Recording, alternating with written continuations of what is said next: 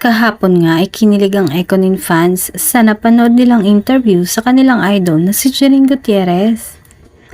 Tinanong kasi si Janine about sa kanyang family. Masaya namang ibinahagi ng aktres na ginabayan siya ng kanyang mga magulang lalo na sa pagdidesisyon sa kanyang buhay. Sinabi niyang ang kanyang mama na si Lotlot de Leon ang madalas niyang kasama at nagpayo sa kanya na unahin muna ang pag-aaral bago ang pag-aartista. Hindi man madalas na magkasama si Janine at kanyang papa, ay sinisigurado naman ito na anytime na kailangan ng kanyang anak ng tulong at suporta, ay nandun agad siya. My dad is super chill, super cool guy lang niya. Pero his number one thing is he'll always show up for you. Kahit nasaan ka pa, he'll be there in an hour.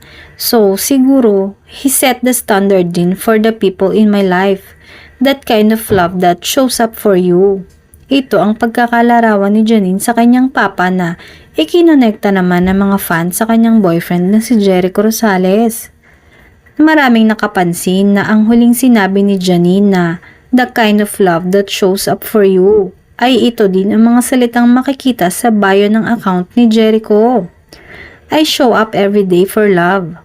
Halata naman na pinapanindigan ito ng aktor dahil kahit nasaan man si Janine, ay mini-make sure ni Eko na andun din siya. At kung sakaling kailangan ng aktres ng suporta, ay nasa tabi lang niya ang aktor.